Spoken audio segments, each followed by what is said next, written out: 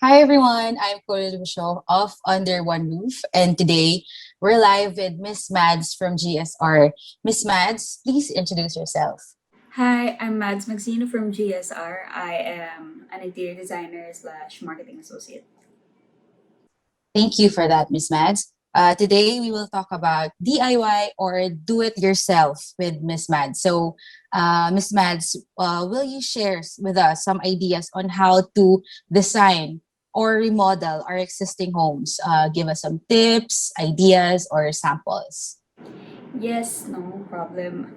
Actually, I would like to share a few tips that would make sure that it wouldn't make too much of a dent on your budget. So I made sure all of these Okay, things Miss can be Mads. done at home while you're in quarantine or in isolation. Okay, that's good, Miss Mads. All right, so let's begin. Okay, so I actually have a few pictures on here that were a past project of mine back in college. And then this interior, I think I did it about 3 years ago for school. And then we were asked to remodel a part of our home and like maximize the design as much as possible. So here I'm gonna post a few pictures here. As you can see, the interiors of the room, it's not bad. Di naman siya pangit or uh, like cluttered. But you can see that there's a lot of things missing. Parang sayang yung space. Sayang yung itsura. That's So, nice. yeah. So here, so ito yung Yeah, it looks before. nice, Miss Mads. Yeah, pero kaya pa yan i-improve.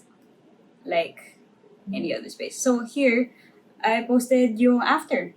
And then in the after, you can see that there's a lot of improvements made. And I'm gonna break it down to you top to bottom kung paano ko ginagawa. So, I'm gonna take it step by step. Okay, guys, if you want to take notes, do it para after nito, if hindi na siya mapanood yung live or what, at least nakapag-take notes kayo from Miss Mads. Yes, these are very Okay. important. I don't think na these are very small changes that I'm sure can make a big difference. Tapos kayang-kaya yung pagawin without like costing too much money. So the first Okay. thing I want everyone to take note of is to make a mood board. So what's a mood board? It's basically just this is the fun part eh. You get to create a collage, tapos you combine some of the few pictures. Basically, kukuha ka ng peg mo. And then for your peg, you make Parang ano ba yan, Miss Mads? Yung parang kung ano yung style nila? yes. Or, So okay. yeah, so parang kahit ano basta it sparks the your inspiration for the design. Tapos dapat medyo cohesive siya. Tapos Okay, Miss Mads. so the mood board is very important kasi it will set the constraints for your design. So kasi tendency is when like you tell a person to design a house or a room, the tendency is that it's either they go too little because they don't know what they're going for, or for the very same reason they go overboard kasi gusto nila gawin lahat. So making a mood board can give you direction dun sa design mo. So for this particular project I did, I'll just share with you guys. One of it's actually a hotel resort inspired interior. So parang beach siya. Beach yung peg niya. Kasi ang client ko actually here was my parents. So ang dream retirement home nila would be somewhere by the beach. So they wanted something that inspired that. So dati I can't show you a picture, pero dati merong background dito, yung wall na to, nasa likod ko. Instead of this, they took it literally, like, they made yung wallpaper, ano talaga, it was literally a picture of a beach. So medyo ridiculous yung itsura. Kaya tapos pixelated pa yung picture. So, 'di ba? Sayang, the mood board makes sure that sa constraints ng design mo, you don't really need to take things literally. Pwede ang kumuha ng small symbols that could represent what your design is, 'di ba? And give you direction. So that's my first tip. Always make a mood board. Ayan guys, as per Miss Mads, always make a mood board. So if na-take note ko siya, if meron kayong nagde-design na kayo habang pinapanood to or nakakapag-isip na kayo ng inspiration, sundan lang natin yung binigay ni Miss Mads na mood board. And then kung yun nga, kung ano talaga yung style natin. Ayun. Okay, Miss Mads? Okay, so second off, let's go to curtains naman. So curtains. I know it seems something that's very obvious sa room, but it actually makes a big difference when you know what to do with it. So a lot of let's say when I visit friends or other people's houses, ang isang nakikita kong mali is not really mali, but something that could be improved on would be the height of the curtains.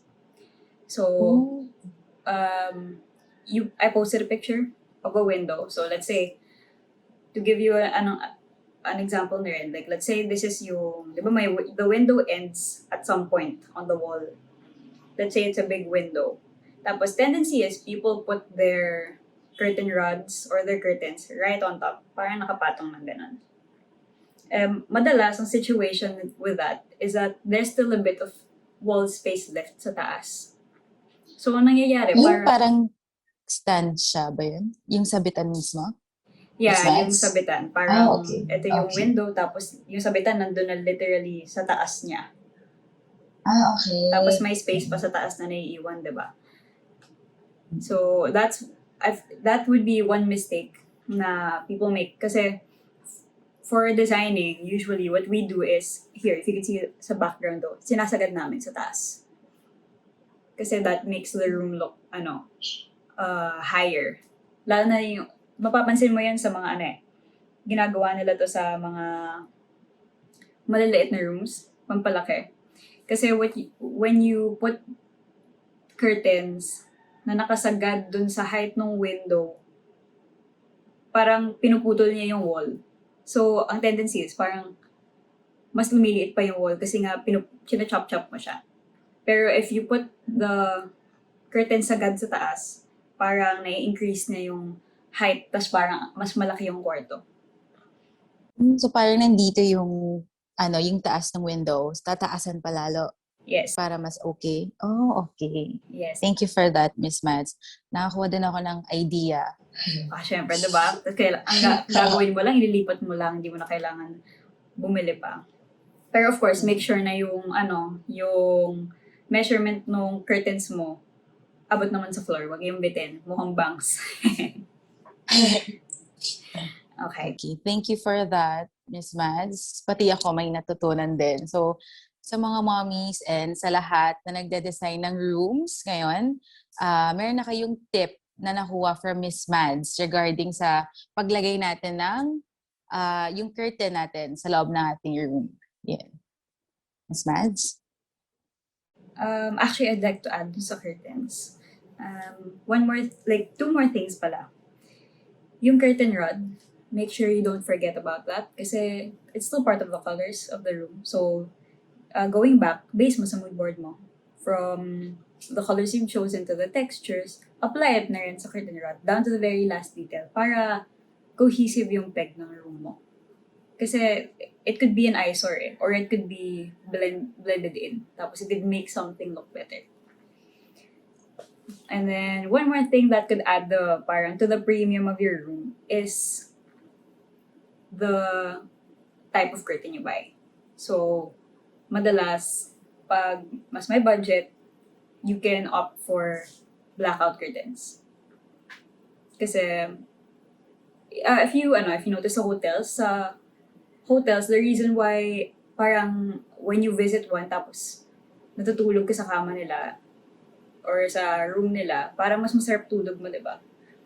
It's Oh. because of partly it's the bed, yes, kasi the beds are expensive, but it's also the curtains. Kasi being able to choose between letting the natural light in or completely like blocking it out can add to the quality of your sleep. So that's one more thing Okay. na you can think about. It's a premium, yes. It adds more cost to the design, pero it's well worth it, lalo na for the people who have a hard time sleeping. Blackout can be a good way to go. Sige, Miss Mads. I-take note ko na din siya sa akin ngayon. Para gagawin ko na siya agad. Bibili na agad ako ng curtain na gano'n. Mm-mm. Ayun, thank you for that, Miss Mads.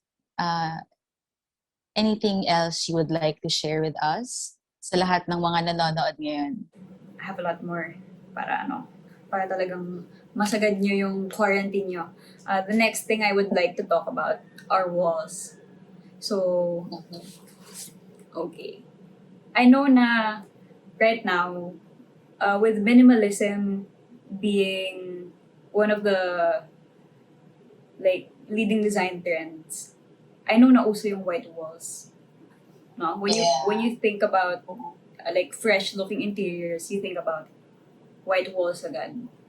But there are certain factors that you should be looking for before opting for that. Kasi actually, the problem with white walls is that if you go too white, kasi alam niyo yung bond paper white, di ba? If you go for something that white, it can possibly look how can I say, pale or patay, parang ganon. So, a wise choice kapag nag-iisip ko maglagay ng white wall is to actually go for other shades of white. Yung mga off-white, may konting pagka-offset siya dun sa true white. Kasi pag masyadong puti yung wall, one, baka maumay ka, or another would be magmukhang patay yung yung design mo. So yes, white walls are good for expanding your rooms, pero make sure that you always choose like a shade up or a shade down. I usually go for off-white or medyo gray, kagaya nasa likod ko. As you can see, itong accent wall ko is, it's actually like, ito yung white. Yung nasa gilid niya, it's parang grayish or off-white. Grayish white. Grayish white. Grayish white. Mm-hmm. So, like there, you can see na parang mas siya, parang mas maganda siya sa mata kaysa naman white lahat, di ba? Yes. So, another thing na mas important is the type of paint that you decide to buy. Okay, Miss Mads. So, there are different types of paint. Merong semi-gloss, gloss, flat, eggshell, satin, ganon. Madalas nakikita ko sa mga bahay na common dito sa Philippines, people tend to use semi-gloss or gloss, which is an eyesore. Medyo glare, siya, nagdadagdag siya ng glare sa mata ko. And it's probably something you don't notice, pero once you, change it, you'll realize na parang, parang merong, like, that looked bad. So, in choosing paint, always choose, always choose between flat, eggshell, and satin. The reason why we don't use semi-gloss or gloss is because the semi-gloss tends to show the imperfections of the wall kasi nga glossy siya. So, nilulutang niya lahat ng imperfections. Bale kung mukha, like, it doesn't put a blur. Parang inaangat niya lahat ng imperfections kapag shiny, di ba? Oh. So, kapag flat yung paint naman that you choose, flat, eggshell, or satin, take note of that. If you decide to choose that kind of paint, it would look like this. So, may kita mo na kahit na may lamp dyan, tapos nag-reflect siya ng light, wala kang makikita parang yung maliliit na baku-baku sa wall. Yan. So, that makes it look more perfect. Yes, thank you, Miss Mads. I hope nag-take note din kayo dyan. I'm sure there's a lot of moms or there's a lot of people na nagre-repaint din ngayon dahil sa nakikita nila sa social media. Ayun. And thank you for that, Miss Mads. Anything else that you would like to share, Miss Mads? Yes, meron pa.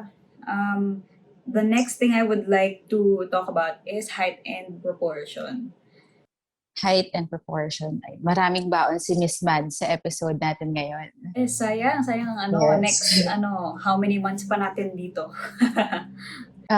Matagal-tagal pa tayo Kaya ayusin nyo ng mga quarantine. bahay nyo. Lagi naman kayo nandito total. Diba? Uh, okay, Miss Mads. Yeah, the next thing na I want to discuss is height and proportion. I know it sounds technical, pero basically, I just want you guys to take note that every time you have, let's say, a room, tapos you decide to buy furniture, kasi I know there's a lot of cheap furnitures out there, and then it's very accessible to just buy one and like put one in your room. Make sure you measure it first. Make sure kasha siya. And don't waste space, whether it's having furniture that's too small or having furniture that's too big. Make sure na kasha. And then, so yun yung proportion na sinasabi ko. Kasi sometimes let's say, buy ka ng side table, and then, isasapak mo sa tabi ng bed mo kasi you want to have a nice side table. Tapos yung pala hindi kasha. O kaya, parang masyadong mataas. Sayang yung effort and the money for buying. So, check first. Pantay ba yung side table sa bed height na gusto ko? Or, kasya ba siya dun sa paglalagyan ko? Always take note of that first. Always measure first. That also goes for height. Kasi, as you can see in the picture I posted here, in renovating the room, I bought a new bed for this room. So, you can see dun sa old design, na yung bed, it was very low. Sobrang baba niyan. Actually, when you stand beside that bed, nasa ilalim siya ng tuhod ko, yung height. Maliit na nga ako. So, ang laki ng room, tapos parang ang dami pang space sa taas, tapos yung bed, ang baba. Parang sobrang sayang yung room. Parang, siya, sobrang slumpy. Parang padrag pababa. So what I did when I decided to renovate this room was buy a higher bed. Buy a higher bed para at least gumit naman lang siya dun sa proportion ng wall. Tapos, at the same time, that's something na parang, that's a small difference na ginagawa rin sa hotels. So, if you notice, sa hotels matataas yung bed. Kasi parang for sanitation reasons, iba rin yung pakiramdam being on a bed na mas malayo sa floor. Pag mas malapit kasi sa floor, kasi syempre naaabot ka ng mga, I don't know, like maybe dirt or yung mga dust sa floor. Whereas yung mga hotel beds, they're higher. So they feel more premium, tapos parang mas naka-elevate ka. So naka-add dun sa feeling of elegance in the room. Okay. So, the next thing I would like to add, which is ano ba to? I hope nakinig kayo mabuti sa mga sinabi ni Miss Mads. And ayun guys, make sure to like and follow Under One Roof and GSR page. Ayun, so we're going to put the link below. Okay. Yes, Miss Mads. Alright, so moving on to the fifth thing. Lighting. Okay. So, for me, this is my favorite thing. Kasi, no matter what room you make me design, it's the one thing na surely papakialaman ko. Tapos, it doesn't need to be expensive eh. A lot of people think that to have an expensive looking home or to have the convenience of lighting, kailangan mo pa magpa-construct sa ceiling. Kasi yun naman ang impression nila, light equals ceiling sa taas. But no, we shouldn't forget that the most cost-effective way to adding elegance to your room is just to buy a lamp, whether it's full-size lamp na standing or if it's a side table lamp. And it's not only purely for aesthetics eh. I know na it might seem just superficial, pero it's not. Kasi what's amazing about having a lamp in your home or in like the areas that you want them to be in, like let's say bedroom mo, you add a lamp, is that they they expand the number of tasks that you can do in your room. Kasi if you can imagine your room, itong room na to, pag walang lamp, so kapag bukas ng ilaw, yun lang yung makikita mo. Pero yung, dahil sa may lamp dito sa gilid, it offers the people who use this room another task. What they can do is they can read in the dark before they sleep, or they can have a home massage, tapos hindi kailangan bukas lahat ng ilaw. They can, what else can they do? They can like watch a movie, tapos not have to stand up and then go turn on and off itong like light switch na nandito pa sa harap ng door, 'di ba? So having a lamp offers you more room to do more tasks. At the same time, it also relaxes your eyes, and it's very convenient. So let's say if kung nakahiga ka na sa bed mo and you're getting sleepy, you wouldn't need to stand up if it was just the lamps turned on, di ba? Ayan. I do the same things for, let's say, reading nooks also. So, meron kang light options in the morning where you could use natural light in like a reading nook, or you could have a lamp at night para meron kang para hindi masakit sa mata. So, yeah, one really cost-efficient way of making your room look better is to have a lamp. Okay. Thank you for that, Miss Mads. And guys, please like and follow the link below. Yan. So, yan. Nandito yung link. Yan. Miss Mads, anything else? Yes, I actually have one last thing. Okay. And guys, let's make sure to listen to Miss Mads because ito na yung last tip niya for us. Ayun. The last thing I want to emphasize is texture. So, in here, I will post yung picture ng here. As you can see, actually here, sa likod ko siya. One thing I wanted to emphasize is texture kasi it adds a lot of personality to the room and it adds dimension. So here, as you can see sa likod ko, this is my accent wall. And then, this was the last thing I installed when I was making this project. So, I had everything done. Parang, the story was, parang na-set up ko na lahat. Tapos na pati yung cabinet, pati yung accessories kompleto. Pero something felt super missing. Kasi nga, my initial design concept was to make something that was inspired from a beach. So, I came across this coincidentally sa Home Depot.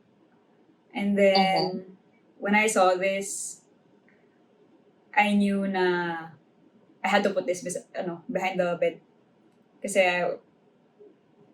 it just, the pattern shows yung waves. So, it could represent yung waves ng beach. Tapos, combined with all of the other things that I'm gonna talk about, it completed my design.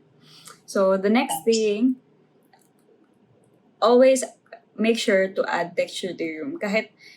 Even if it's very, very small lang, it makes a big difference when you actually see the room. Kasi those minor details, they appeal to the eye. Eh. Tapos, may sarili silang the thing, if you understand me. So here, behind me, you can see parang when I turn on the lamp, it adds to yung shadow play pa ng room. So it immediately captures your eye. Another thing that I actually did was I came across these curtains.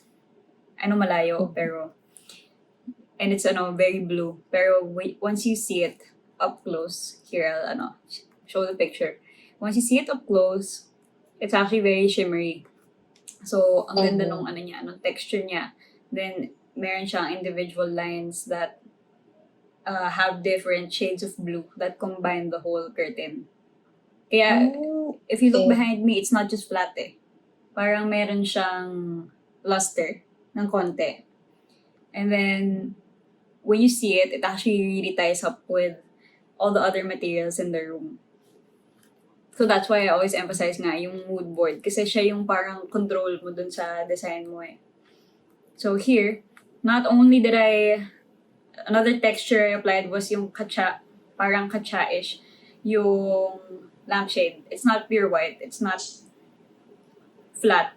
I didn't want it to be flat kasi I didn't want it to blend in with the wall. So ginawa ko, ni-request ko na medyo beige na katsa para alam mo yung parang sandy beach yung peg niya, ganon. As well as yung... I like the design of your room, Miss Mads. Thank you. Actually, super. Na-feel ko talaga yung, yung yung naging mood board mo dyan. Like you said, yun yung parang beach, right? Yes.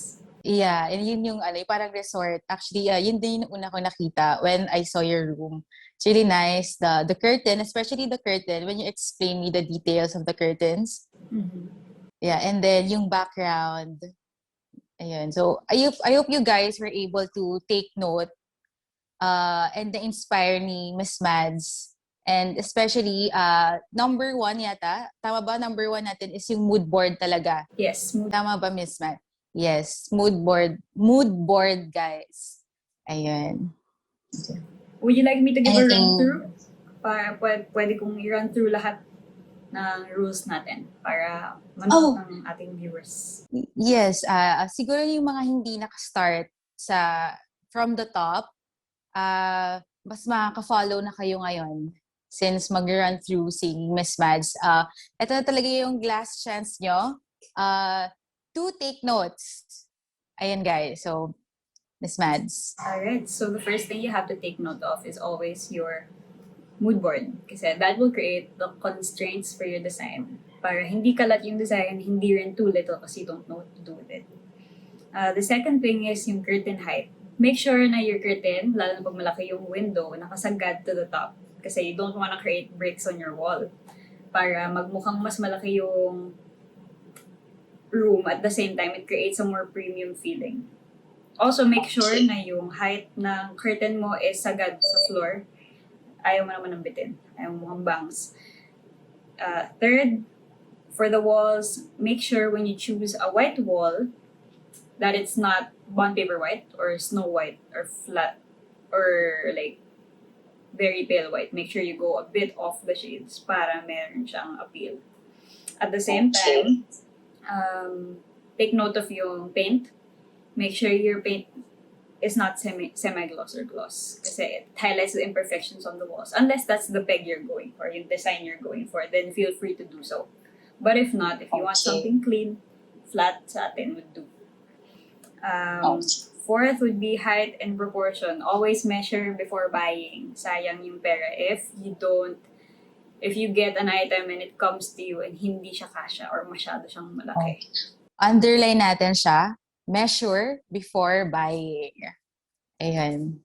Tama. And then, next would be lighting. Always take note of in order to create more ambience in the room, you could buy lamps. It's the most cost-effective way of enhancing yung lighting sa room nyo. You don't need yung fancy dimmers or like a whole ceiling construction to beautify your room. Kahit lamp, pwede na yun. And then lastly, texture. always take note of the texture, go back to your mood board para meron kang direction dun sa design. And then you'll see at the end of like once you follow all these things, at the end of your design, mabubuo siya. It will come together. No matter how off it might seem step by step, makakome together yan dahil sa mood board tsaka dun sa texture. Okay, there you go, guys. Sana na-inspire kayo ni Miss Mads. And go, punta na kayo sa mall at i-redecorate nyo na, mag-renovate na kayo and sundin nyo na yung sinabi ni Miss Mads. So, guys, if you're interested with GSR service or if you have small spaces that you want to furnish or remodel, please don't hesitate to message or inquire with GSR. Miss Mads, thank you very much. Thank you And also. thank you for your time. Yeah, hopefully we can have another episode with you later on. And thank you guys for watching.